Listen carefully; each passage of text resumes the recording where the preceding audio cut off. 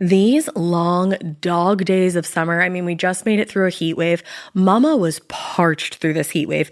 I was hitting up Dunkin' every single day, and I will continue to probably for the rest of my days, but especially this summer. Dunkin' is helping everyone stay cool this summer with its lineup of refreshers. These drinks are packed with bold, fruity flavors and served ice cold. It's amazing. Dunkin' refreshers are the perfect afternoon pick-me-up. I like to start my morning with them personally, and then sometimes I go back for a second one because I'm just feeling crazy. They come in a variety of delicious flavors, including fan favorites mango pineapple and strawberry dragon fruit. And then for a limited time, there's black cherry and there's pink pineapple. I'm going to tell you something right now, and it's a bold claim, let me tell you, but I stand behind it. Pink pineapple will change your life. It is so good. It has me feeling like I'm sitting in a pool, resort side, just living, honey. It's so yummy.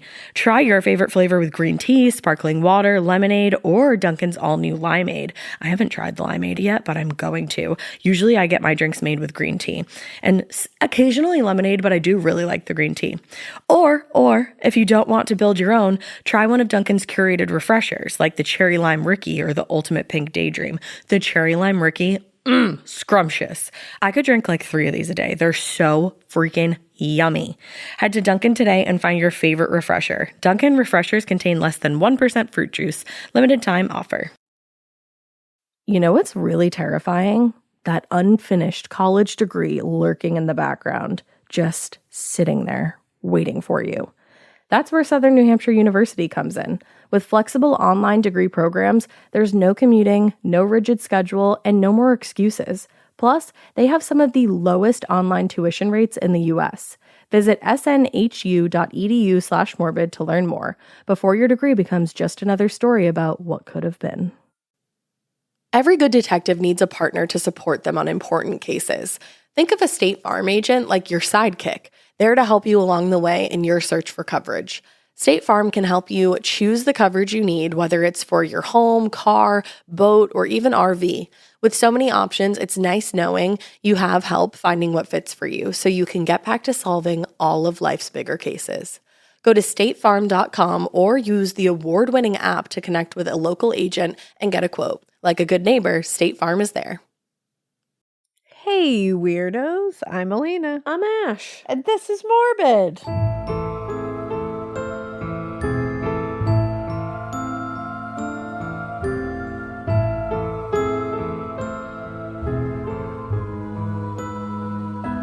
Oh my god, I've done this before. I have also done this before a few times. It's like deja vu. Oh my god. Oh my god.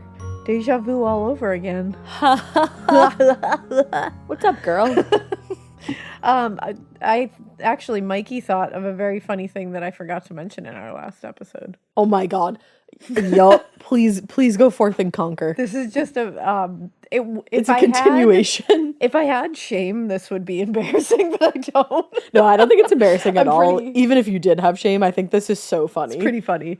So we told you guys in the bonus episode that we got to go to New York with Sirius XM, and we got to do advertising week for a couple days there. It was a lot of fun.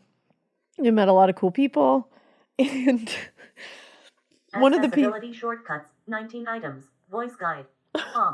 What? Accessibility off. Yo, girl, it's not your pod.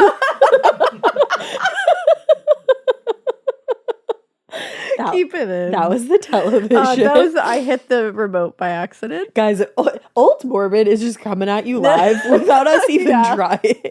It's just organically happening. We would have gotten fired for that before, but now it can be left in.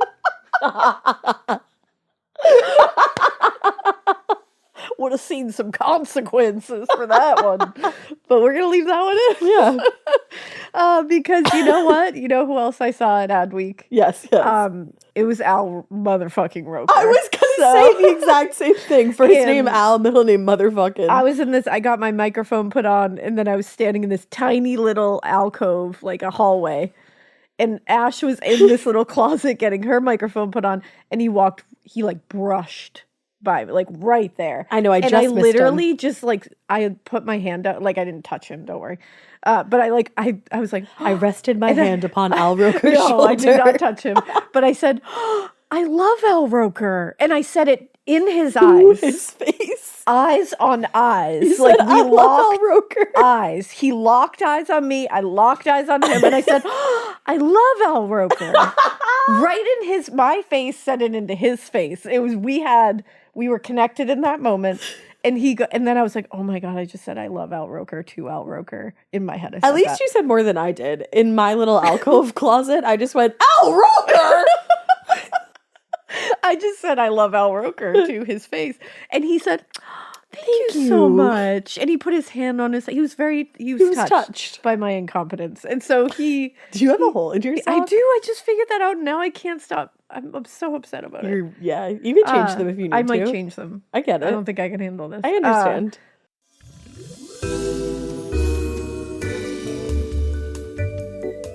She fixed her shit.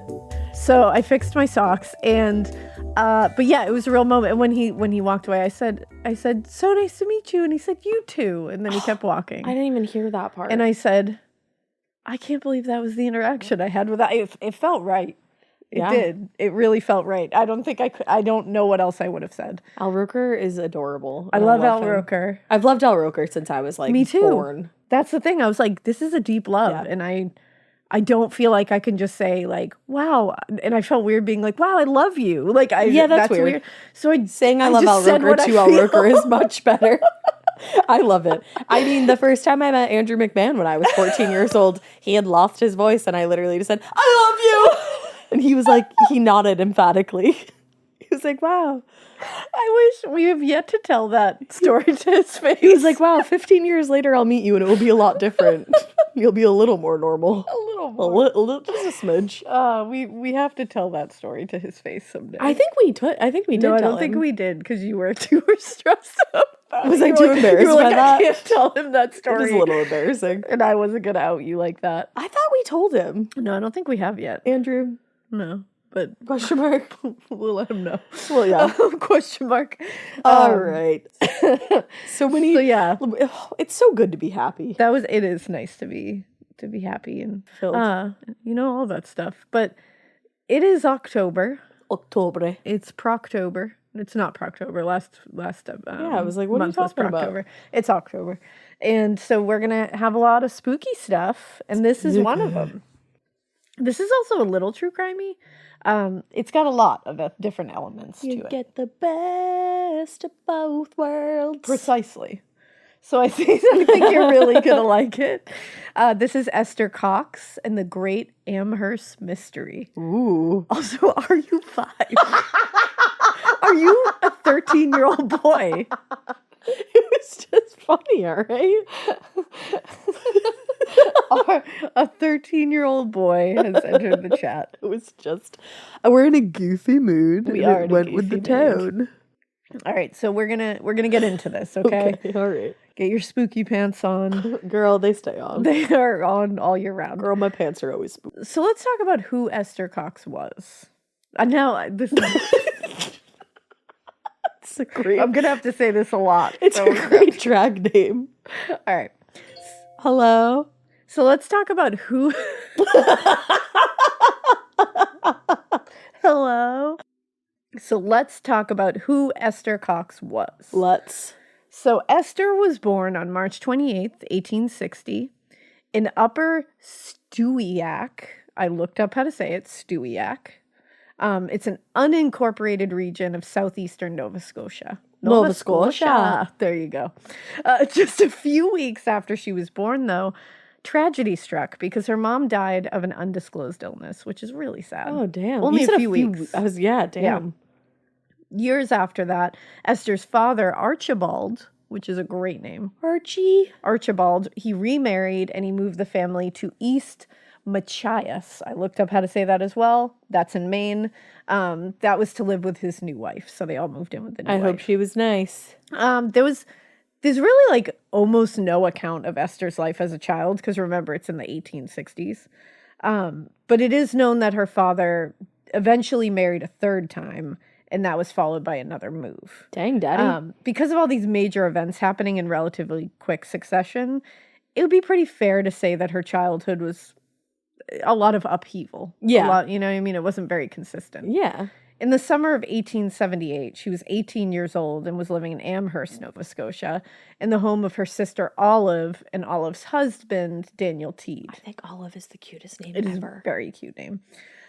Also in the home at this time were Olive and Daniel's 2 children, 5-year-old Willie and 1-year-old George, Oh. and Olive and Esther's sister Jenny. So it was a full house. Yeah, whole shebang. Yeah. Daniel was a shoemaker and a foreman at the local factory, and he was very widely respected around town. They weren't super wealthy, but they were definitely comfortable financially. Author Walter Hubble wrote, he never owed $1 to anyone if he could pay it, and never allowed his family to want for any comfort that could be provided by his hard-earned salary. All right. So he was just a good provider. Yeah. In fact, as far as anyone could tell, the house was really happy.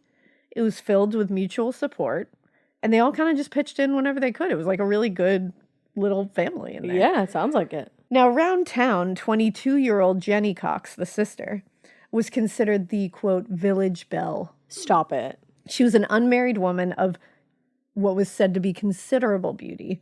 Hubble described her as, quote, quite a beauty, with light brown hair, eyes of grayish blue, and handsome teeth. Handsome teeth. Girl, your teeth is handsome. And handsome teeth. What is that? That's the first thing you said to Drew. Yeah, I said you have handsome teeth, sir. Yeah. I love Drew's teeth. Yeah, I do too. Yeah. As soon as I saw him, he smiled, and I said, "Wow, great teeth." Yeah, and I stand on that business. 10 toes down. Yeah. Although We're we did years find later. out that you don't stand 10 toes down. I did a don't, foot actually. thing. Literally. We literally did a foot thing at Cole Haan, and it measures your feet. And Elena, actually, I do stand 10 toes down. was You it guys Debbie that don't. didn't? Yeah. I think I did. I think I stand all on my toes. Oh, you are always 10 toes down. I am always 10 Debbie toes was not down. 10 toes down. She was 2 toes down. Yeah, she was on her heels. I don't remember if I was 10 toes down now. So, handsome teeth. Yeah. Esther, on the other hand, was, she wasn't, conventional beauty standards did not apply. Well, you know what? Conventional beauty standards be damned. Yeah. She was shorter. She had eyes that Hubble described as though constantly asking, "Why do you look at me?" Quote, "I cannot help being unlike other people." That's how he wrote it. I kind of get it. I cannot help being unlike other people. Honestly, valid. What does that look like Same, exactly? I'm really trying to trying to feel that wash over me. You just kind of look like a bitch when you do that. I mean, that is kind of like, what the fuck are you looking at?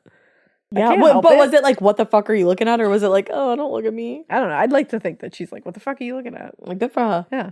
But what Esther may have lacked in the conventional beauty side, she more than made up for in reputation and general disposition. She was nice. She was a very hard worker. She really liked housework, was very good at it. Other domestic chores she was really good at. She was always willing to lend a hand to help out anyone, especially her sister, with any of the domestic responsibilities. She was helpful. She was kind. And she wasn't just popular in her home. She was popular with her peers as well. In his account of the Amherst Mystery, Hubble claims Esther, quote, had numbers of friends her own age and was always in demand among the little children of the neighborhood. So she was also very kind with kids. That's cute. And they knew that she would always make time to play with them, which is, that's a good person. Yeah, that absolutely is. All things considered, Esther had what most around Amherst would have considered a good, but simple life. Yeah. Her popularity with her peers and others in town aside, life in Amherst at the end of the 19th century was not super exciting for teenage girls, I would say. Yeah. There was monotony with household chores and scheduled trips to church. The most excitement Esther was likely to see was when 5-year-old Willie would get in trouble with his mother for harassing the chickens in the yard by chasing them with a small club or throwing rocks at them. We should probably talk a little bit deeper about that. Thank you. My thoughts here are should we go into Willie and the fact that he may be a little bit of a psychopath? Is that something we should maybe look into? Methinks, yeah. I don't know. In the evenings, when the men would come home from work at the factories, you know, they would come home, they would get dinner, and then the women were expected to clean it all up. So they cooked the dinner, cleaned it all up. Bullshit. Hubble wrote, "One day was so like another that the week slipped away without perceptible difference," which is like, whoa. That's sad. As one of Canada's most famous ghost stories, the story of the Great Amherst Mystery has been told a lot of times over the last century. I don't think I've heard it. Yeah, it's a big story up in Canada. But no matter how or when it's told, it always begins the same way, with one exciting evening that took a very terrible and very heartbreaking turn. Oh, no. According to Esther's brother-in-law, Daniel, on the afternoon of August 28th, 1878, Esther agreed to go for a carriage ride into the Tantramar Marsh with Bob McNeil. He was a local man who, according to Daniel, quote, had been paying her much attention. The plan was that they were going to drive through town and then come back to the house a short time later. But halfway through their ride, McNeil changed course and drove the wagon towards an isolated grove of trees. Daniel said when they had reached the grove, McNeil dropped the reins, leaped from the buggy, and, drawing a large revolver from the side pocket of his coat, pointed it at her heart and commanded her to get out of the buggy or else he would kill her where she sat. What the fuck? Yeah. Now, what happened next is not exactly known, like the details of, obviously. McNeil either robbed Esther at gunpoint or he sexually assaulted her, or both. Yeah. It seems like the consensus was that she was absolutely assaulted. Mm-hmm. In Hubble's account of the events, supposedly told to him by Daniel Teed, her brother-in-law, he claims that it was nothing more than aggressive threats. Doubt it. Hubble wrote, she was very much frightened, but refused to leave the buggy, telling him to get in and drive her home and not act like a madman. McNeil made more threats, but when he heard the sound of another buggy coming down the path, he got back in and drove Esther home without further incident. Oh, I didn't see that coming. Yeah, so he drove her home. When she arrived home, Esther was soaking wet and, according to Daniel, quote, in a hysterical condition from excitement. Yeah, so I would say that she probably didn't just sit on the buggy. No, definitely not. The next day, Bob McNeil left town and was never seen again. What? So he definitely assaulted her. Yeah. There appears to be little information known about Bob McNeil, and since he ran away and never came back. Like many of the young men in Amherst, he was a shoemaker. He worked at the shoe factory managed by Daniel Teed. And according to Hubble, he was of very average height and weight, had black hair and eyes, and wore a mustache. A mustache. He was that guy. He He's was that out 1800s here guy. wearing mustaches. You know, to me, he seems like he looks like every other 1800s guy. Hubble describes him as, quote, fine looking. Fine. Just fine looking. Fine. But when it came to his personality, not so fine. Those who knew him described him as a, quote, rather a wild fellow, and he had a very cruel disposition. Yeah, I'm sure. In his childhood, he was known to, and this is a big trigger warning, for animal cruelty. I'm sorry about it ahead of time. So you can skip probably 10 seconds if you want to. Yeah, do 30 just to be safe. You might as well, in his childhood, Bob was known to, quote, skin cats alive and allow them to run about and suffer in that condition until death came to their relief. How dare you fucking say that to me? I told you. I can't leave. I warned this is you. my job. I know. Oh, no. I hope the same happened to him. Now I hope he's in hell and it's happening to him all the time. Well, I mean, and Esther didn't know this about him, obviously, like his childhood shit. And so she had always kind of been fond of him. Like, she found him attractive, you know? We all fall for assholes sometimes. Oh, yeah. But what happened in that grove, whatever it was that happened in that grove that night, changed everything. It had changed her forever. Oh. Now, Esther's experience with Bob had clearly deeply shaken her, and in the days after it, she was depressed. She was very anxious. Like, clearly something bad happened there. It wasn't just threats. On the evening of September 4th, she helped her sister with the household chores. Then around 7 p.m., she said she wasn't feeling that great and went to bed to lie down. Jenny arrived home a few hours later and went up to bed. It was the room she shared with Esther. And less than an hour had passed when Jenny was jolted out of sleep because Esther was screaming. What? She said she could feel something moving in the mattress. What? Jenny jumped up and lit the lamp, and the girls inspected every inch of the bed, but they found nothing. Okay. So this scene replayed itself the next night. with Jenny being woken up by Esther screaming at the top of her lungs. So she's thinking it might be a mouse. So they light the lamp again, investigate the room, and find nothing. They even pulled out all the boxes from under the bed. And while they were standing in the middle of the room, Jenny and Esther watched as one of the boxes they'd pulled out from under the bed that contained quilts seemed to jump up and dump its contents onto the floor. What? This caused Esther and Jenny to scream a second time, which drew Daniel from his bedroom.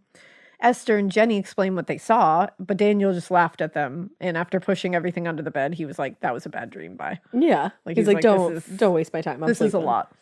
The next night, Jenny was woken again from sleep for a third night in a row by Esther's screams. And she was screaming, wake up, I'm dying. Oh, fuck. Not wanting to cause another scene, Jenny replied, it's a nightmare. Because she's like, this is the third night in a row. Like you gotta go to sleep, But girl. she did get up and light the oil lamp. She was like, it's a nightmare, like not a big deal. But as soon as the room was lit, Jenny could see her sister standing in the center of the room, and her appearance was terrifying. Her entire body was rigid and contorted, and her face was bright red, and her eyes appeared to be bulging out of her head. What the fuck? And she was gripping the back of a chair so hard, her fingernails left impressions in the wood. What? So Jenny again screamed for Daniel and Olive, and they burst in a minute later.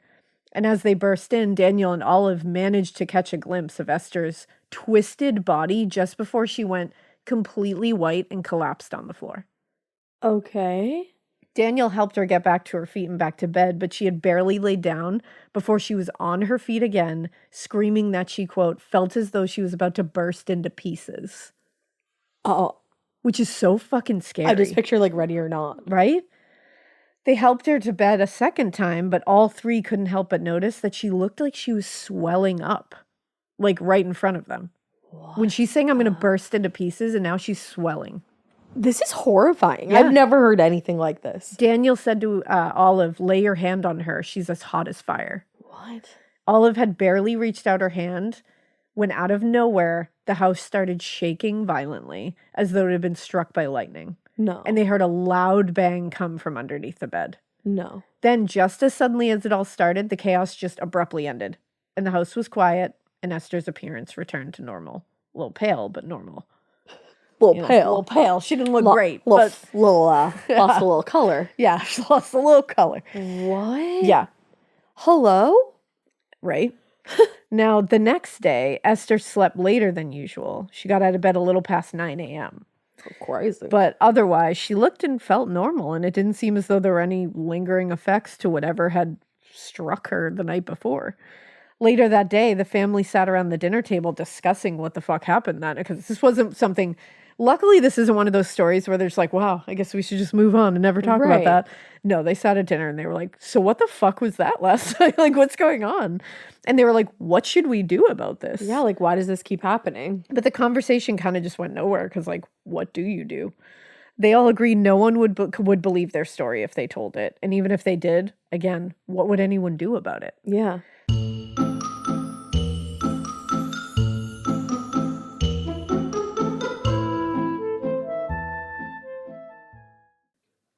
This part of the show is brought to you by Anua, the Korean skincare brand known for scientific, gentle, yet effective formulations. The latest from Anua is the Retinol Collagen Gua Sha Cream, a firming cream with a gua sha-shaped tip built right in. Have you guys heard of gua sha? It's that viral massage tool that moves fluid and tension out of your face. Less puffiness, a snatched jawline, honey, more definition in your face. Retinol firms and reduces fine lines, and collagen keeps your skin plump and structured. This cream has both of those things, arguably the most optimal combo for that snatched, lifted look all in one step. I am obsessed with the Gua Sha cream. First of all, it feels so cool to the touch. When you put that on your face, it's just like, this is lovely. It's like a little spa treatment that you can give yourself. I like to do mine at night after I get out of the shower. I rub the cream on my face with the little gua sha. I'm sculpting that jawline, honey. I got it on the cheekbones. And actually, I had a facial the other day, and the lady doing my facial, the professional, she said, do you use a gua sha at home? And I said, I do. And I said, how did you know that? And she said, I didn't have those little like bumps in my chin or like different areas like that. So she could tell that I was using the gua sha. And I said, oh my God. I just feel like I wake up less puffy in the morning when I do it the night before. But you can do it whenever you want to. I, 10 out of 10, recommend this product. The Anua Gua Sha Cream Value Set is available at anua.com, already discounted. Use code MORBID for an extra 10% off. That's ANUA.com, code MORBID. This is a paid ad by BetterHelp. I happen to be somebody that struggles with people pleasing. So a lot of times I will build things up and up and up and up and up and then kind of get to the point where I'm like, I need to let this out to this person. Even in 2026, that stigma and just stigma in general can get in the way of a lot of things, like getting support for your mental health. Maybe you've encouraged friends to consider therapy while avoiding taking that first step yourself because you're busy. You're worried about what other people might think, or telling yourself that you should handle this all alone. But therapy with BetterHelp, the world's largest online therapy platform, can be a space to slow down and talk through what's been building before it feels unmanageable. Just take a short questionnaire to identify your needs and preferences, and BetterHelp will handle the initial therapist matching work for you. Their industry-leading match rate means BetterHelp typically gets it right the first time. Feel confident knowing BetterHelp therapists work according to a strict code of conduct and are fully qualified. Don't let hesitation hold you back. Find support with BetterHelp. Sign up and get 10% off at betterhelp.com/morbid. That's BetterHelp, HELP.com/morbid. Every good detective needs a partner to support them on important cases. Think of a State Farm agent like your sidekick, there to help you along the way in your search for coverage. State Farm can help you choose the coverage you need, whether it's for your home, car, boat, or even RV. With so many options, it's nice knowing you have help finding what fits for you so you can get back to solving all of life's bigger cases. Go to statefarm.com or use the award-winning app to connect with a local agent and get a quote. Like a good neighbor, State Farm is there.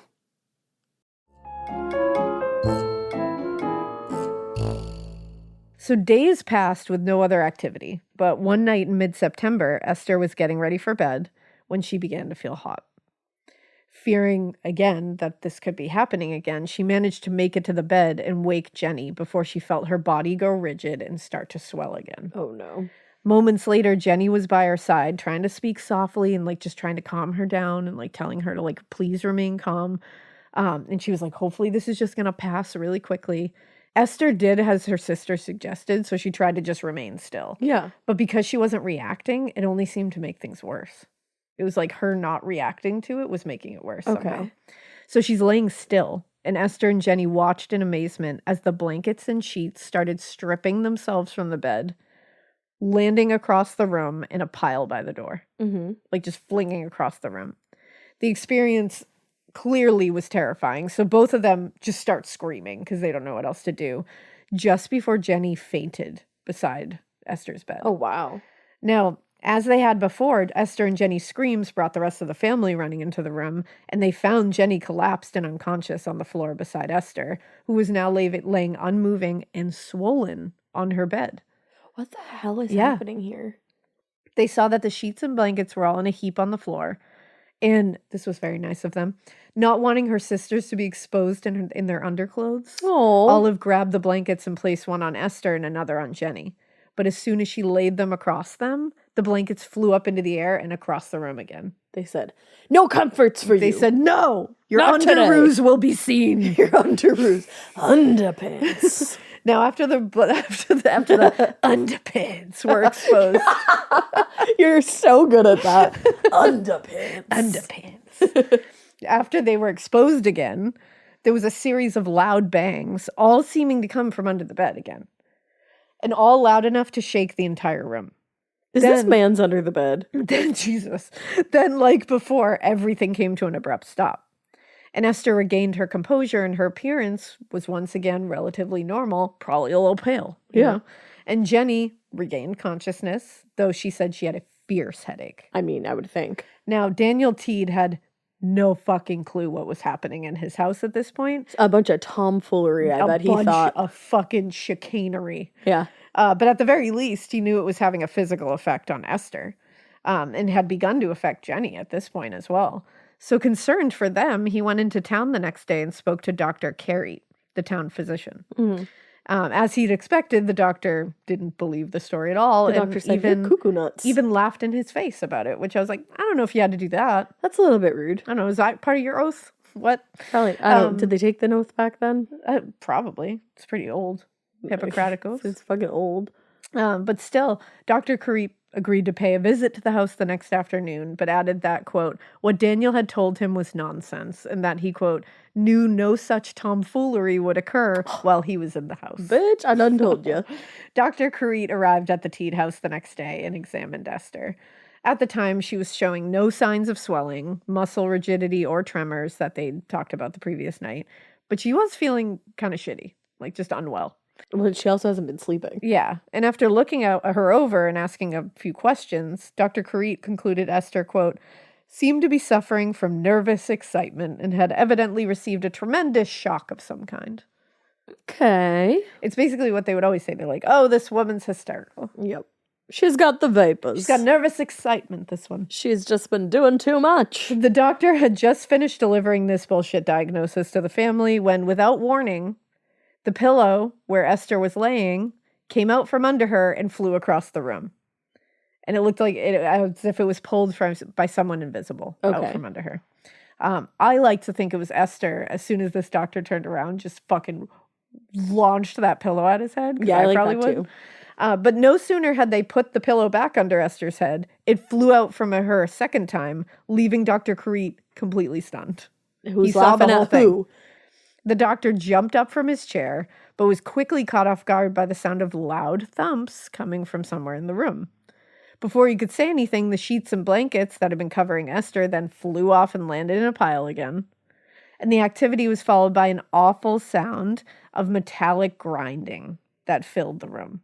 Mm-hmm. Everyone in the room stared at each other like, what the fuck is going on? Hearing this like metallic grinding sound, which would sound so scary in that moment, having no like origin. Right.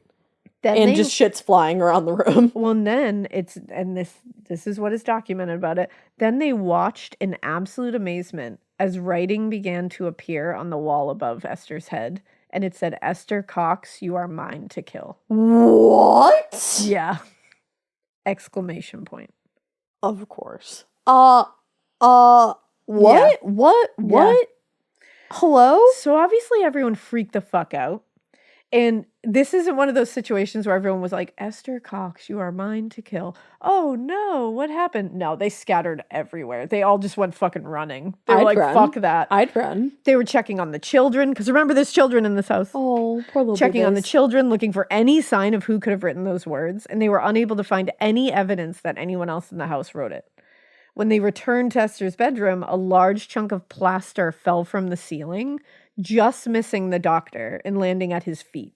What the fuck is happening? To their amazement, Esther was still asleep at this point in her bed, completely oblivious to all of it. Said, I gotta catch these where I can get them. I get that, girl. She said, honey. So the doctor returned to the house the next day to see Esther, who appeared to be completely unaffected by everything that had happened. But she was definitely more nervous than usual and would, quote, jump at any noise. Because somebody said that they were gonna kill her. Yeah, I mean, there's that. The doctor returned several times in the weeks after this, during all which he would witness a variety of strange things like flying objects, loud noises heard from all over the house. Eventually, the loud thumping sounds became so loud and lasted so long, they could be heard from outside the house. These poor kids were probably so scared. Yeah.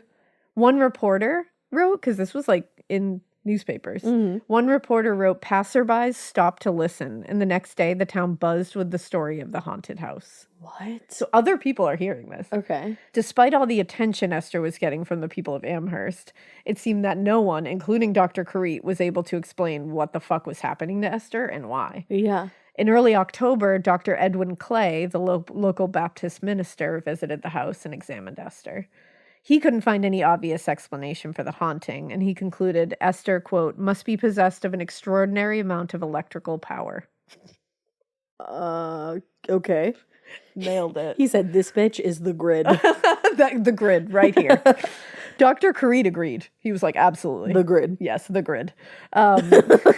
He was like, you know what? the discharge of such great electricity must be the cause of the flying objects, the loud noises, and the physical symptoms. And that the she's weird feeling. writing on the wall that we saw Absolutely. that said it was going to kill her. When it came to what to do, though, they had no fucking clue. They were just like, electricity, see you later, good luck.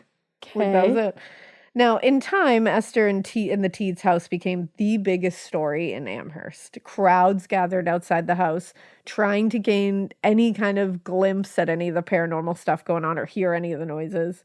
Eventually, the audiences became so large that Daniel Teed couldn't disperse them on his own, and he had to call the police. What? At the same time, Esther's physical health continued to decline. In December, she came down with diphtheria and was confined to her bed for 2 weeks. During this time, the activity ceased entirely. Huh. Once she was recovered, she went to visit another sister who lived in Sackville, New Brunswick, for 2 weeks. The entire time she was away, nothing unusual happened at the Teed house. Based on that, everyone concluded, which I get, that whatever was happening, it must have been focused entirely on Esther. Yeah. That being said, while she was away in Sackville, Esther herself didn't experience any unusual phenomenon, and she said she was free from physical pain that had been inflicted on her for 3 months at this point. Yeah. So when Esther returned to the house after being away for a few weeks, everyone hoped the ghost or demon or whatever the fuck this thing was The grid. would have been left behind. Just in case, while she was away, Jenny and Olive relocated Esther and Jenny's bedroom to the other side of the house, hoping the new location might also aid in keeping this away. Yeah. Unfortunately, it didn't take long for them to realize that all of these hopes and all these efforts had been in vain, because not only did it return, the activity, with Esther, it was stronger and more aggressive than it had ever been. Oh, shit. The first night she was back in her own bed, Esther told Jenny she could hear a voice talking to her, and she believed it was the spirit who'd been tormenting her. The disembodied voice told Esther, quote, "It had once lived on the earth, but had been dead for some years and was now only a ghost." It's kind of metal. Very metal. And maybe more disturbing was the fact that, according to the spirit, the house was going to be set on fire that night by another ghost who haunted the property. It went too far. So this ghost is spilling the tea. He said, my guy over here, He said, you know what I heard? big arsonist. You know what I heard them talking about at the water cooler? At the paranormal water cooler? So that's scary. So Esther and Jenny informed the rest of the household, hey, our house is going to be lit on fire by a water cooler ghost. an acquaintance of the ghost that is currently haunting us. But everyone just laughed at her, which I was like, I don't know, at this point, maybe.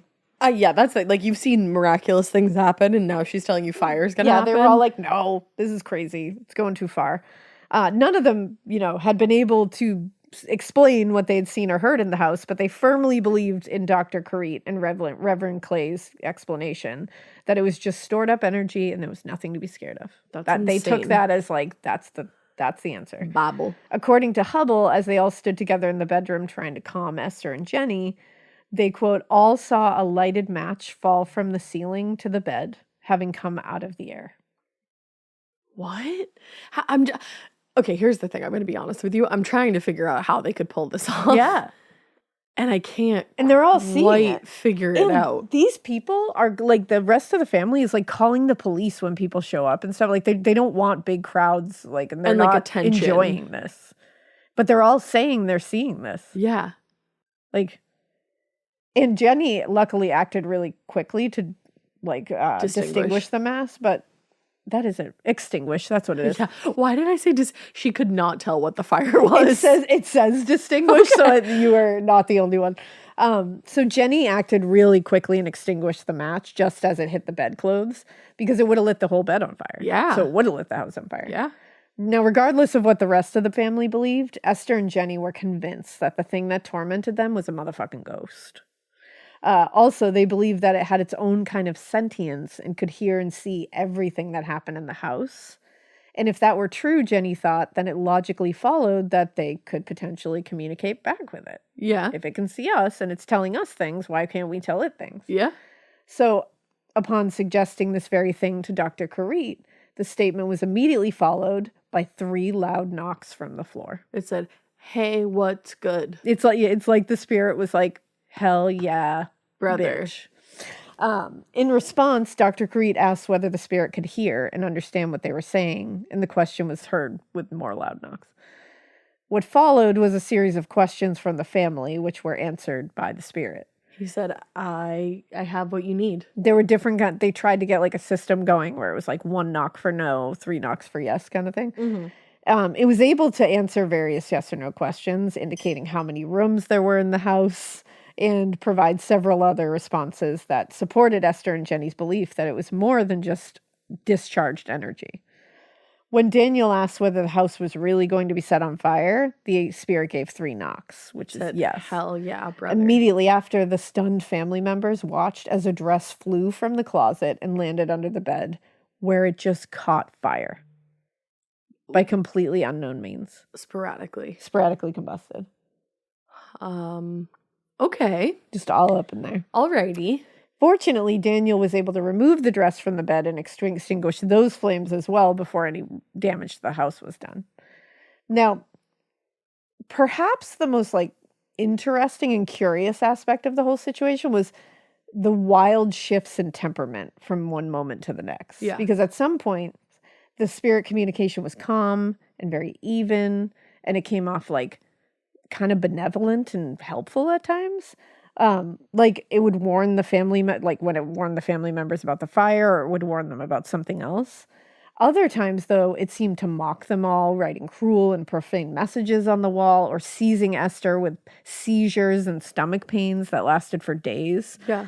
It feels like there was 2, like that ghost was saying. Yeah. Like when she claimed she heard it talking to her, that there's another one. Good cop, bad cop kind of thing. Now, outside the Teed house, the neighbors were beginning to arrive at their own conclusions about the haunting. Some accepted the girl's story entirely, believing the house was beset upon by ghosts. Others put the theory forth that Karit and Clay seemed plausible, like the electrical energy idea. Okay. But then there was another group who was very skeptical and found the whole thing completely impossible. Which I get. Absolutely. They believed that rather than being tormented by ghosts, Esther was being tormented by a human being, specifically Bob McNeil. Where's he at? So one reporter wrote, "Some say that the controlling agent in these phenomena is not a spirit, but a young man who is in a distant part of the province." According to that journalist, the individual is, quote, "a person whom Esther has regarded with a strong dislike, and prior to her illness, he is said to have talked to her in such a violent and extraordinary way as to cause her much alarm and leave a vivid impression on her mind." Yeah, he just talked to her, you Yeah, guys. he just did talked to her some really crazy violently. shit. All things considered, the people of Amherst had pretty good reason to be skeptical of the whole thing, of course. If she had just been a victim of the strange events happening in the house, that would be one thing. But she kind of was part of it a little bit passively at times. When the entity would want to write inappropriate and vulgar shit on the wall, it would do so through Esther. Huh. So it would tell her what to write and where to write it. Okay. So she's actively part of this, at least, whether she's being controlled or not. So when it said Esther is mine to kill, she's the one that wrote that? That's not documented, but other times she was. Okay. So in early 1879, the skeptical position was given a little more credence when, after being sedated by Dr. Karit during a really bad episode of stomach pain, Esther, quote, fell into a cataleptic trance during which she told all of Jenny, Daniel, and the doctor about what had happened between her and Bob McNeil. According to Esther, Bob had, quote, unsuccessfully tried to assault her, and they had a violent quarrel. Yeah. Just before he had vanished from Amherst. So after hearing this story, Olive remarked, "It's Bob McNeil who's caused all this trouble." And from out of nowhere, they heard 3 short, sharp knocks. So yes. So it's what the fuck? Where's Bob? Now, in January 1879, the noises, fires, and constant public attention finally became way too much for Daniel and Olive Teed, and it was decided that it would be best for everyone if Esther moved out. Oh, that's so fucking mean. Yeah. They said, we're done with all this. You got to get we don't know what's going on. We've had enough of your shit. But truly, we really don't care. Please go. Yeah, we don't want to deal with this anymore. Simply don't. So fortunately, she was quickly able to find new accommodations with a local couple Okay. named John White and his wife. Shut the fuck. And Elena Urquhart. We let her in, okay? Yeah. We gave her shelter. You kind souls. Me and John White. At first, everything in Esther's new home seemed quiet and calm because we're great. But within 2 weeks, the activity started again. Okay. So terrified by the phenomenon, John's wife, me, insisted that Esther needed to fucking go. Oh, I mean, So she ended up spending most of her time living and working at the White's restaurant in town, where the noises continued to be heard and objects continued to fly across the room. weird.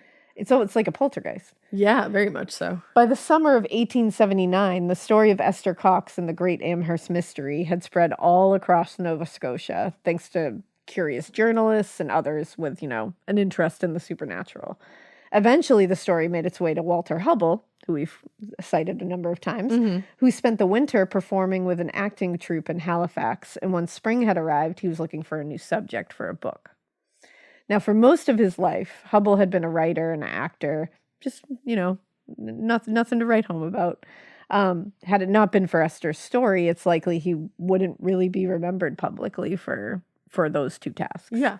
But Hubble had always had a strong interest in paranormal activity, happenings. So when he read about Esther's plight, he really wanted to visit her. So he made arrangements to. He said, I got to see this bitch. He said, let me see what's going on right now.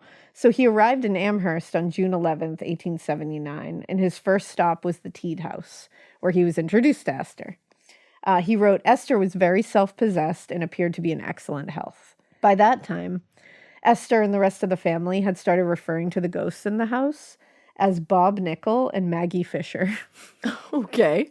which I kind of love. I do too. I don't know There's why. Bob and there's Maggie. Yeah. At least these were the two most prominent ghosts in the house, but according to Esther, there were others. According to Esther, quote, Bob and Maggie informed her it would be all right for her to share her story. Okay. They said, it's cool, you can talk to people.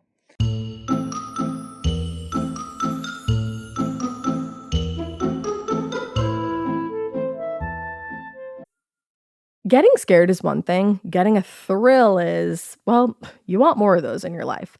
The Genesis GV70 is built to thrill, baby. A thrilling yet elegant design always makes driving the GV70 an exciting adventure. Its powerful athletic stance screams performance and turns heads. Everybody's looking at you, girl, or boy, or whoever. Command the road and experience a class-leading standard 300 horsepower. Oh my God. Plus, discover the different dynamic drive modes for all different terrains.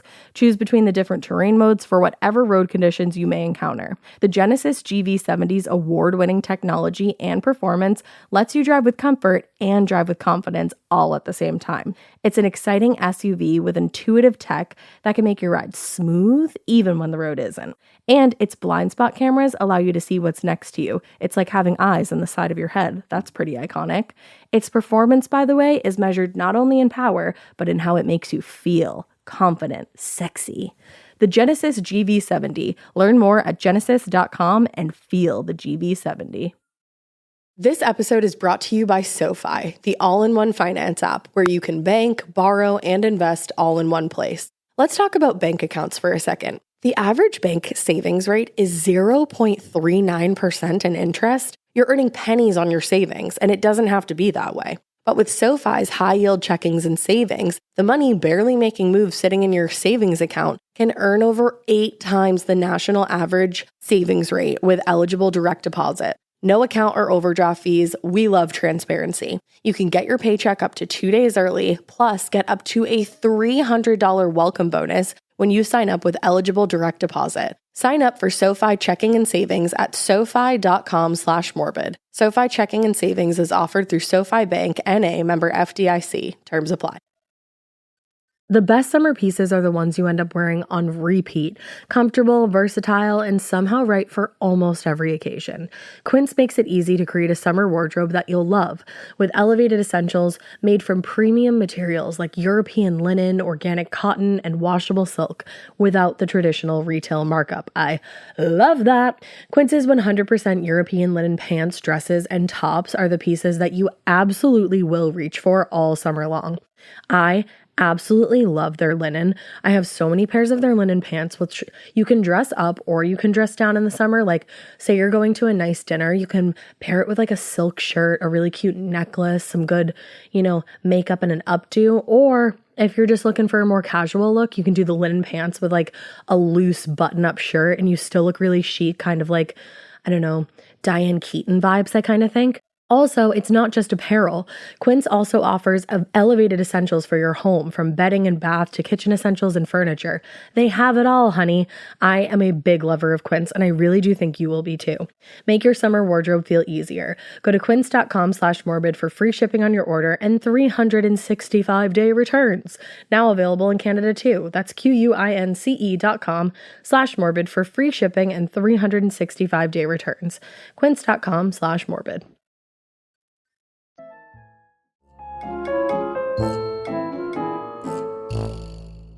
Ultimately, Hubble spent a little more than a month investigating the haunting of Esther Cox, and he admitted at first he was very skeptical of her claims. Yeah, me too. In fact, his plan was to spend enough time with Esther to gather evidence of fraud and then expose her as a hoax. Oh, dang. That was what he was going Dang, for. Walter. I mean, he was like, I think it's fake, and I'm going to expose your ass. But Hubble said, I was willing to acknowledge that there might be a power of some kind about the girl. But of course, nothing supernatural. However, his supposed skepticism soon fell away when that evening at dinner, they were all seated around the table and they started to hear knocks. He said we could all hear even the scratching sounds of invisible human fingernails and the dull sounds produced by the hands as they rubbed the table and struck it with invisible clenched fists. Oh. So now convinced that what he was seeing was in fact real, Hubble immediately started booking a lecture tour for himself and asked Esther if she would be willing to join him. He said, I got to spread the good word, Esther. Yeah, he said, let's go. And Esther was like, hell yeah, let's go. Okay. I don't know what to make of this story. Nobody really does. Okay. No, because by that time, she'd been asked to move out of her home and was living primarily in a small room at a restaurant.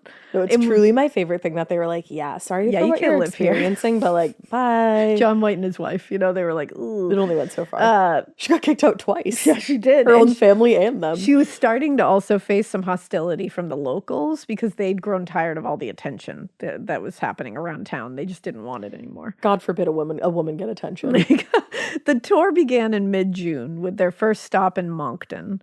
Unfortunately, Esther's ghosts appeared to have come along for the ride, though, and made themselves known before the speaking event even began, the first one. They caused chairs in the auditorium to move on their own, and I guess this is like kind of fortunately for their plight. Yeah. It, like kind of sucks because they're fucking with the whole show. Yeah.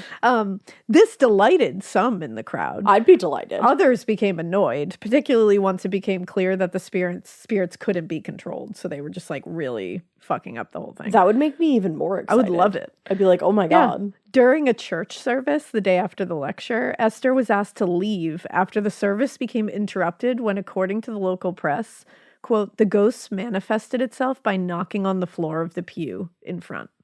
Okay. Which, like, she can't do that. Yeah, how would she? Like, how is she interrupting do all it? this shit? And church. I'm like, Yeah. damn, no bounds, Esther's ghosts. The diamond, I think. Now, not long after their first lecture date, the tour began falling apart. During their travels, Esther repeatedly experienced a lot of physical symptoms like swelling, vomiting, and muscle rigidity. Ooh. Each time she was evaluated by a doctor, and they all said, more or less the same thing, that she was suffering from symptoms of overexcitement. Okay. But poor health was not the only problem that was happening. In each town they stopped at, advanced word of their arrival had given the local religious organizations time to organize a protest. Even back then, they were at it. They were back at it. And Esther and Hubble were met with strong opposition in their spiritualist message. In a letter to the editor of one paper, a Presbyterian group wrote, in the humanity, propriety, religion, and decency, we earnestly protest against a proceeding so base and disgusting. The civil authorities ought to interfere. It's like, girl, what are they supposed to do? She's And they're being just haunted. telling you stuff. Yeah. They're just informing you of Just what's saying going like, hey, on she's with her. haunted. Maybe You know- exercise her. you Band know what- together and exercise the bitch. You know what you can do? Just not listen to her. Yeah, just fuck off. You could do that. The same thing that applies to social media Honey. now applied Honey. to this then. Yeah, just if you don't fucking like it, Listen. don't listen to her. Yeah, it's it's not pretty simple. that fucking hard. People but were- instead they're like, no one can listen. People were hate listening back then too. It's true they were. Yeah. Just in a total There's always going to be a different way. subgroup of hate, hate Always. content scrollers, hate content listeners, hate protesters. Back hate, then. hate. Like, You're just it's filled with stupid hate. like, damn. Get a life. Just go do something. Get a hobby. Listen, my grandpa says it all the time. Get a life. Get a life. I love when Instead he of says spreading the hate, spread the good word. Mm-hmm. Tell people what you're doing. Mm-hmm. Let her do her thing. People will listen or they won't. And then you go spread your good word. Papa says get a people life. listen to you. I say live and let live. Exactly. Now, with the lecture tour having fallen, mostly apart, Hubble and his group returned with Esther to Amherst, and soon after, he informed her that he would be leaving. He was like, this is a lot. He said, sorry, I have been chased out of town. Yeah, decades later, in 1879, Hubble published his account of the time he spent with Esther Cox investigating the Great Amherst Mystery in a book called The Great Amherst Mystery, A True Narrative of the Supernatural. The book went on to become a huge success, and it honestly brought Hubble up from amateur actor, which is what he was doing before this, to an internationally recognized author and a pseudo-expert on the paranormal. All So he right. got something out of it. Okay, Walter. Esther moved back into the Teed house finally. They let her They in. welcomed her back. They said okay. But when the activity started up again a short time later, she was asked to leave again. damn, this bitch is getting evicted left, right, Yeah. and center. And she went to stay with the Van Ambergs, a local family with whom she had stayed with in the past. Initially, it was pretty quiet in the house, and people even suggested Mr. Van Amberg, quote, possessed an influence over the ghost similar to the alleged influence his illustrious kinsman was said to have over wild beasts. Whoa. Yeah. Okay, Mr. Yeah. V. Van Amsberg. He apparently was coming from a long line of people who could fucking tame wild beasts, He's like a lion tamer. which is pretty fun. But Good if for Van him. Amberg did have any control over Esther and her spirits, it didn't last very long. Oh. Within a few weeks, it all started again. Pots, pans, clothes, and other valuables were thrown around the house on a near daily basis. Oh, darn. The tension in the house was thick.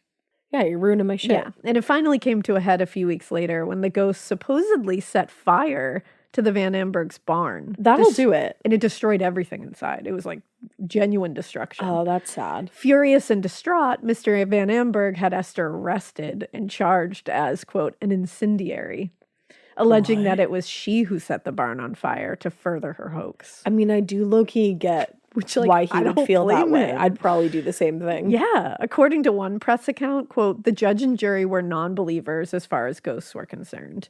And Esther was found guilty and sentenced to 4 months in jail for arson. 4 months, huh? It's pretty brief stay for Yeah. arson, I would say. Light arson. Light arson. Ultimately, she would only serve 1 month of her sentence. Is she like a celeb? Yeah, because it was really due in large part to the number of respectable locals who spoke out on her behalf. Oh, that's So nice. she did have some people in her corner. They said no, it really was ghosts. After she was released, she found work as a live-in maid for Arthur Davison, the local clerk of the court. But as always, things started to go wrong almost immediately. In the Davison house, knives, forks, sewing needles, knitting needles, all manner of dangerous objects this time, not just pots and Like pans. sharp. They flew around the house with like pretty regular frequency at this point, including one incident when a large fork struck Davison in the back of the head. Oh, fuck. Oh. Yeah, like the previous accommodations, her time with the Davisons came to an end after his barn caught fire and was completely destroyed. What? Now, if she's still setting fires to prove this whole thing, that's bold. That's almost what makes me feel like it's real, though, because it's like, why would she do that again? Like, you just and came out of spend jail more for time that. in jail. But then again, she did get out after only a month. So it's like she looks around and she's like, well, people will band together to get me out. And so, at least for her, jail was like a steady living situation. for a month, she had somewhere to stay. Yeah. 2 hots and a cot, you know? 2 hots. Jesus Christ. It's true. You're not wrong. For Esther, it's true. Now, after being kicked out of the Davison house after, the barn set fire, Esther spent 2 months bouncing around from one home to another, never staying more than a few days. In early 1880, she suffered another attack of physical symptoms that required Dr. Carit to sedate her with morphine, and she remained unconscious for several days before coming to and resuming her normal state. That's a lot of fucking morphine. Now, this latest attack on her health and well-being proved to be the last. Oh, no. After a brief period of depression, she was resolved to reclaim her life. She was like, I cannot do this anymore. Oh. And she was like, I'm just moving on. I'm moving forward. I'm going to try to put this behind me and try to see if that will work. And within a short time, she started seeing a man from town. Oh, She was getting her life honey. back. After a brief courtship, they married and they had one child. And it's unclear how or why the first marriage came to an end, because it did. But Esther would go on to marry a second time and have another child before leaving Amherst for good and relocating to Brockton, Massachusetts. Shut the fuck up. Shut the fuck up. That's like when it happened in the menu and they were like, yeah, she's from Brockton. I was like, what? Like, what the fuck? Esther out here in Brockton? The most random town. It's truly the most random town. So Brockton, random. Massachusetts. What is Brockton known? Is it City of Champions. City of Champions, you know? yeah. Like, if you had said like Palmer, you know, Amherst, anything like, Massachusetts, because it's like that's like a Mendon, Western Mass. Malden, Marlborough, like fucking Adams, Everett, Dorchester, Worcester. If you had said any of these towns, I'd be like, wow, that's weird. Brockton? Brockton. The fuck are you doing in Brockton? Like, I'm not saying, I'm just like, it's just so random. No, that's literally, it's just a random fucking place. So random. What? So crazy. It was like the menu moment for me. As soon as I read it, I was like, what? It's like you just hear like glass shatter. Yeah, it's what so the weird. What did she do in Brockton? Yeah.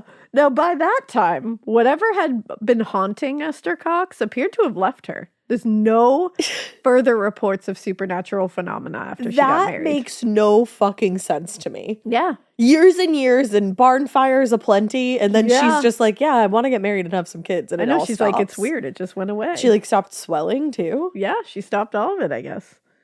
Which, like, that's weird because she was swelling up and shit. I don't know what to make of this. Now, little is known about her life after she left Amherst. Little is known about her time in Brockton. Other than the documentation of her death on November 8th, 1912, at age 52. What the fuck? She only lived to be Something. 52. Yeah, I mean, it is the 1800s. But Yeah, but still. Now, the story of Esther Cox and the Great Amherst Mystery had captured the imagination and attention of people everywhere, all over the world since it began. Wow. And it obviously inspired a lot of theories about where this all came from. Some, like Walter Hubble, believed that she was genuinely haunted. And others believe the entire saga was a hoax perpetrated by one person. I feel like I'm not in either camp. I know, it's a hard one to sit in. It is. Dr. Walter Prince wrote in 1919 in an article for the Journal of the American Society of Psychical Research, "The Amherst Mystery, we are informed on the best authority, is no mystery at all, except to persons who refrain from using their powers of observation and reason." So they're like, it's really not a mystery unless you just choose not to see what's happening. Okay. He said the only mystery is that so many persons who should have known better are deceived. But like, how is Which, she like, creating damn. knocking in the front pew when she was not there? Those are the kind of things. And also it's like, And how did she make things fly? that's like the knives and forks and shit. Like, no one was saying I saw her throw these Right. things. Like, they were just flying around. I mean, I guess they're like Chris Angel mind freak vibes. Like Chris Angel mind freak. maybe she That's figured it. That's the tweet. period. Yeah, like that's it. But you know what? Like he can do like illusions and shit. Maybe Yeah, illusionists are definitely. Yeah, like maybe she's maybe one she of the read a great weird book. illusionists of our time. You know, maybe she's Esther girl mind mind freak. freak. Esther Cox mind freak. I mean, is what kind this of works. honestly should be titled. Esther Cox mind freak. Like, I mean, it had to like that. People learned that shit somewhere. Yeah, I mean, we just said people were already doing the don't, instead of me just not listening to something I don't like, I'm going to try to make everybody not listen to something I don't like back then. Yeah. They were definitely doing mind freak back then. Exactly. They were everything all we're gotta doing begin. now. Mind Yeah. freak, It was just twerking, different. all of those things. They were just doing back then. different, They were throwing ass. But yeah, I don't know. I believe in hauntings like 150%, but I've been to a lot of haunted locations at this point and nothing ever gets thrown. Like I've never seen anything thrown and I desperately want to. Yeah, I would love to see something. Like thrown. I've never seen the extreme sides that people talk about, and that does make you question It makes that me part think of it. of like going back to like the energy kind of thing of it all, that like stored energy, especially like traumatic energy or negative energy. I fully believe in I'm that. like, can that cause things like that? But again, like you just said, I've never seen it happen. I've never experienced it. Like, and we've I've- been in some places where I mean, in our house growing up, I remember me and my brother were downstairs and we heard a crash. Yeah. And when we ran upstairs and his room was wildly haunted, it was my room first. And then I was like, fuck that. You said, and fuck I was this. like, you can have this. Well, and he took it. Actually, you know what? And it was a framed picture that didn't just fall down on the wall. It Like flew across the room. It like went across the room and was leaning against the other side of the room. Well, so I will say, I didn't see it with my own eyes, but I heard it. When I used, like, before I moved into Mom and Papa's house, and I used to, like, just stay for, like, the week or, like, some, like, time, I would sleep in that room from time to time. And do you remember the night that a box just slid across the floor out of nowhere? Yep. And I woke the entire house up because I screamed so loud. So I have seen things move. So yeah. I've just, like, well, yeah. I mean, I guess can literally still see that in my head. That shit was crazy. Yeah. So I mean, I guess. Yeah, you know what? I mean, it's not as egregious as knives and forks flying through the air and like pots and pans and shit. Yeah. But it's something. Yeah, I don't know. Yeah. It's very unknown to me. But Dr. Walter Prince and many others in the field of paranormal research flatly rejected Hubble's account of this supposedly true haunting. They were asserting that their steadfast belief was merely, this was just a disingenuous marketing strategy to sell more books. That's what they were asserting. I'm not saying that. Author Laurie Glenn Norris, whose 2012 book Haunted Girls tells a more detailed story of Cox's life. Iconic title. Right? Haunted Girl. It is girl, sorry. Girls. I shouldn't have said girls. It's girl. There are many haunted girls. We are two of them. There's only one. Oh, but girl. I said girls accidentally. God damn It tells a more detailed story of Cox's life and agrees with that sentiment that something else was going on. According to Glenn Norris, the haunting most likely started out as a prank by a young woman who was desperate for attention, but everything quickly spiraled out of control. After her mother's death, her father's remarriage, and being shipped off to live with her sister, her life probably felt like it was kind of falling apart. And very out of her control. Add to that the assault and the death threats from McNeil, and it's very likely that Esther was in a mental health crisis and needed help. But then, flip that on its head, like you just said, there are energies that feed off of negative experiences. And I would assume that would have been a very negative experience for her. Yeah. And she was living with trauma. Yeah. So it's like maybe something was feeding off of that. I can see her doing it for attention and then it's spiraling out of control during a mental health crisis. Or I can see that side. Yeah, I agree with you. But Glenn Norris said instead of helping her, the people who should have helped her, quote, turned her personal crisis into a public sensation. More than a century later, her story has inspired countless books, plays, even an annual festival in Amherst known as Esther Fest. There's an Esther Fest and I've never gone. I spent plenty of time in Amherst. The draw of the story is the fact that it's still one of the nation's great unsolved mysteries, while others use it as an opportunity to share their own ghost stories. So when are we going to Esther Fest? Amherst Mayor David Krogan said, I just like that it puts a spotlight on the town. I mean, it's a ghost story that apparently is one of the most well-documented supernatural events that have ever been. Yeah. Although she appreciates that people are continuing to tell Esther's story, Laurie Glenn Norris, her appreciation of the festival and celebration of Cox comes with a warning. She said, I appreciate that we're still telling the story, but she warned, hopefully people will take into consideration that there was more to her than the 15 months and how this type of thing can be so harmful to people. She said, I'm not sure if Esther really ever recovered from it. Oh. Which, like, she also doesn't know that because we don't have any documentation of how she was after she got married. The thing. Kind of sounds like she did recover from it because she went on to have 2 marriages and 2 children. That's the thing, and then lived was a never life really in heard Brockton. of again. So it's like, lived a life in Brockton, Massachusetts. I think she recovered from it. So it's like, I appreciate though that she's saying, like that there's more to her than 15 months. That there really could have been a mental health crisis here happening. Yeah. That was, but we don't know that. That's the thing. Like, we don't know that. Yeah, that's she was just not documented to have mental health. That's a theory. Crises or anything like that. Right. That's a theory. It's a very good theory. Yeah. There's also the very valid, if you are into supernatural theory, that something was going on here.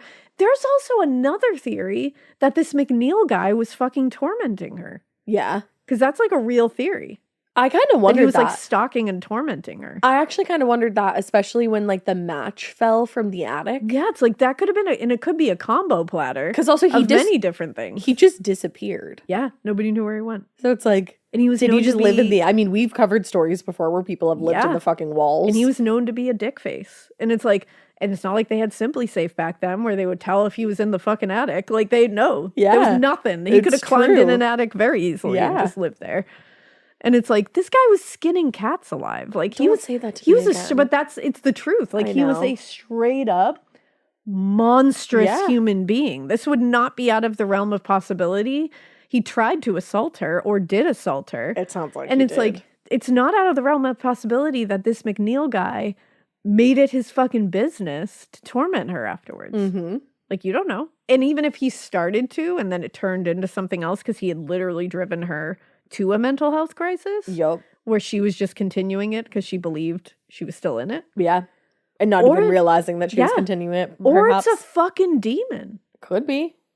I mean, it's all, what do we know? Here's the what thing. does anybody That's know? it. We said it in the We don't alien know. abduction episode. There's just so much out there that we don't know about. We don't fucking know. It could be any of these things. I'm willing to believe any three of them. I am They all too. make sense. Maybe it's a combo of all of them. I think it's a combo of all of them, to be I don't honest. know. That's a crazy story, though. Yeah. It's a And wild I've said story. it 50 million times, but I really don't know what to make of that. That's the thing. A lot of these things, when we talk about them, like the poltergeists or hauntings, usually at the end, I feel I'm in pretty one camp or the strongly other. one way or another. Yeah. This one, I feel conflicted. I do too. And I don't believe it was just a straight up haunting.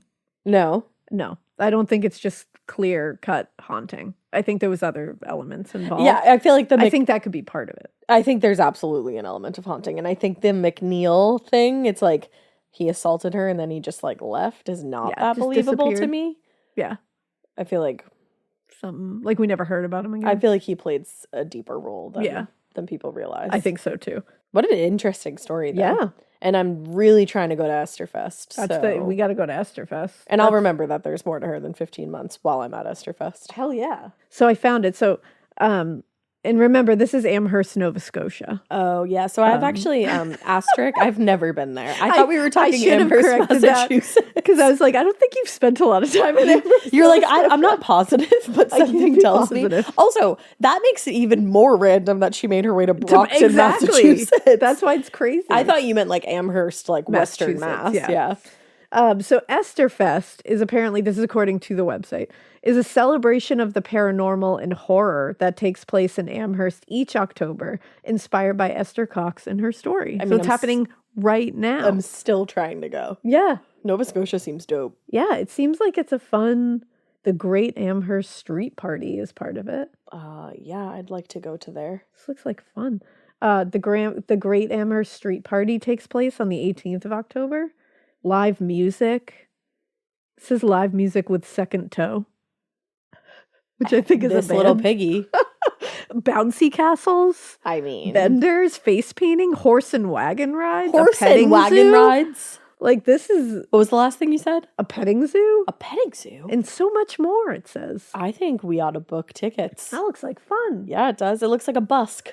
It does. It looks like a Berkshire bust. It really does. I am obsessed, and I think I love we'll it. maybe go next year. So if you're in Nova Amherst Scotia. or if you're in Nova Scotia at all, go like our friend Jordan from Nighttime Podcast. Go Oh my God, Jordan, go to Esterfest Go to and tell us Esterfest. everything.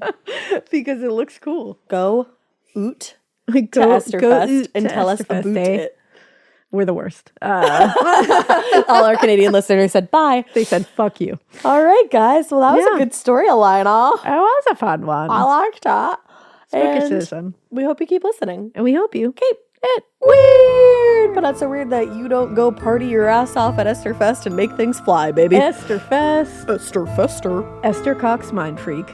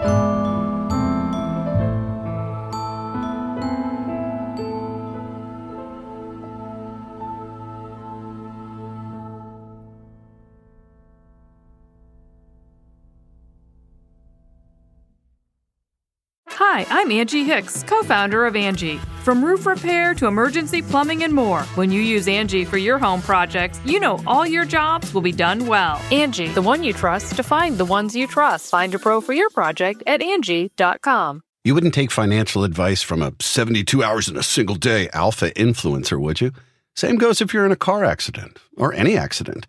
Who you choose matters. That's why Morgan & Morgan exists. They're the largest injury law firm in America, and they've built a reputation by actually winning cases, not just talking about it. Over 1,000 lawyers across all 50 states and $30 billion recovered. Injured? Go to forthepeople.com/podcast. That's forthepeople.com/podcast.